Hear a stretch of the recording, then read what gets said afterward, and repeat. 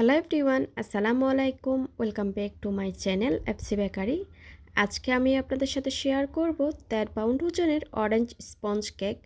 Perfect একটা cake base কীভাবে তৈরি করবেন আজকের রেসিপিতে থাকছে। আরও থাকছে অনেকগুলো টিপস। আপনারা যদি ভিডিওটা স্কিপ না করে সম্পূর্ণ দেখতে থাকুন, আপনাদের কেকও এরকম অনেক বেশি স্পঞ্জে হবে। চলুন তাহলে রেসিপিটি দেখে নেওয়া যাক। প্রথমে আমি শুকনো উপকরণগুলো চেলে নিব। এর জন্য একটা ছাঁকনি নিয়ে নিয়েছি। ছাঁকনিতে আমি হাফ কাপ পরিমাণ ময়দা দিয়ে আরও 1/4 কাপ পরিমাণ ময়দা দিয়ে দিলাম। এবার এখান থেকে আমি 1 টেবিল চামচ ময়দা তুলে রেখেছি। এবার দিয়ে দিলাম 1.5 টেবিল চামচ কর্নফ্লাওয়ার। অবশ্যই কিন্তু কর্নফ্লাওয়ারটা দেওয়ার চেষ্টা করবেন। এবার দিয়ে দিয়েছি 1 চা চামচ পরিমাণ বেকিং পাউডার, 1/4 টিস্পুন পরিমাণ লবণ, আরও দিয়ে দিয়েছি 1 চিমটি পরিমাণ বেকিং সোডা। এবার সব শুকনো উপকরণগুলো খুব ভালোভাবে ছেলে নিতে হবে। ছেলে নেওয়া হয়ে গেলে আমি একটা স্প্যাচুলার সাহায্যে শুকনো উপকরণগুলো ভালোভাবে মিশিয়ে নিচ্ছি। এটা কিন্তু খুবই ইম্পর্ট্যান্ট। সব শুকনো উপকরণ একত্রে ভালোভাবে মিশিয়ে নিতে হবে। এবার এক পাশে ঢেকে রেখে দিব শুকনো উপকরণগুলো। অন্য একটা পাত্রে রুমের স্বাভাবিক তাপমাত্রায় 3টা ডিম নিয়ে নিয়েছি।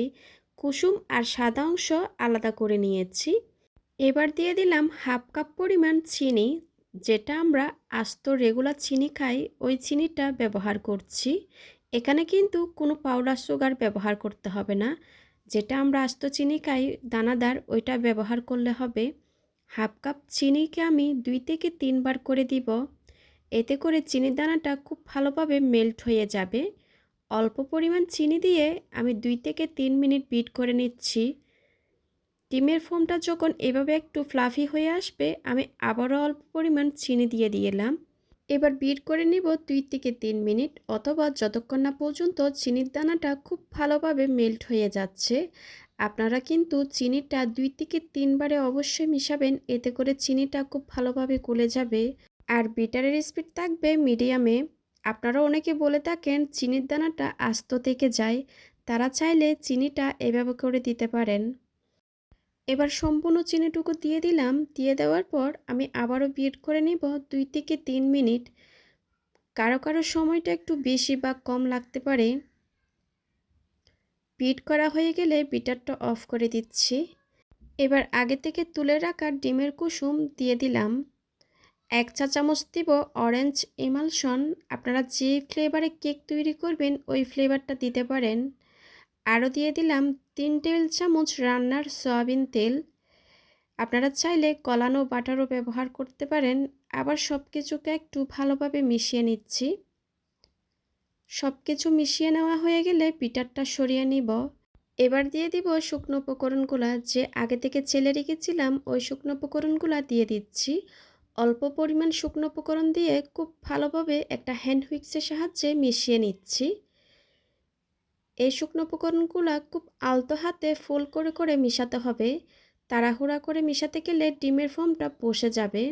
এবার বলি, অনেকে জিজ্ঞেস করেন কর্নফ্লাওয়ারটা কেন দেওয়া হয়। কর্নফ্লাওয়ারটা দিলে হবে কি, কেকটা অনেক বেশি সফট হবে। ময়দার যে গ্লুটেন থাকে, কর্নফ্লাওয়ার দেওয়ার কারণে গ্লুটেনটা ভেঙে যায়। কেকটা অনেক বেশি সফট হয় আর টেক্সচারটা অনেক ভালো আসে। শুকনো উপকরণগুলো খুব ভালোভাবে মিশিয়ে নেওয়া হয়ে গেছে। এবার একটা স্প্যাচুলার সাহায্যে আরেকটু ভালোভাবে মিশিয়ে নিচ্ছি। ব্যাটারটা আমি আপনাদেরকে একটু দেখিয়ে দিচ্ছি ঘনত্ব কীরকম হবে। এবার এই সম্পূর্ণ ব্যাটারটা আমি একটা 6 ইঞ্চি মোল্ডে ঢেলে নিব। মোল্ডে আমি একটা লিকালিকের কাগজ বিছিয়ে দিচ্ছি। এখানে কোনো বেকিং পেপার দরকার নেই। আমি সম্পূর্ণ ব্যাটারটা মোল্ডে ঢেলে নিব। আগে থেকে ওভেনটা আমি 10 মিনিটের জন্য 160 ডিগ্রিতে প্রিহিট করে নিয়েছি। সম্পূর্ণ ব্যাটারটা ঢেলে নেওয়া হয়ে গেলে একটু ট্যাপ করে আমি ওভেনে দিয়ে বেক করে নিব 30 থেকে 35 মিনিটের জন্য।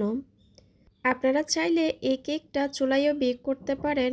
অলরেডি আমার চ্যানেলে অনেকগুলা রেসিপি দেওয়া আছে চুলায় কিভাবে বেক করতে হয়।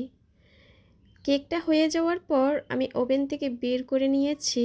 দেখতেই পেরেছেন কেকটা কিন্তু একটুও চুপসে যায় নাই। আপনারা যদি আমার রেসিপিটা হুবহু ফলো করেন, আপনাদের কেকও এরকম স্পঞ্জি হবে। আমি একটু হাতে নিয়ে দেখিয়ে দিচ্ছি কতটা স্পঞ্জ হয়েছে কেকটা। আশা করছি আমার আজকের রেসিপিটা আপনাদের ভালো লেগেছে। রেসিপি সম্পর্কে কোনো প্রশ্ন থাকলে কমেন্ট সেকশনে গিয়ে কমেন্ট করতে পারেন। আর রেসিপিটা কেমন হয়েছে জানাতে পারেন। আজকের ভিডিও দেখার জন্য সবাইকে অনেক ধন্যবাদ। সবাই খুব ভালো থাকবেন, সবাই সবার জন্য দোয়া করবেন। আল্লাহ হাফেজ।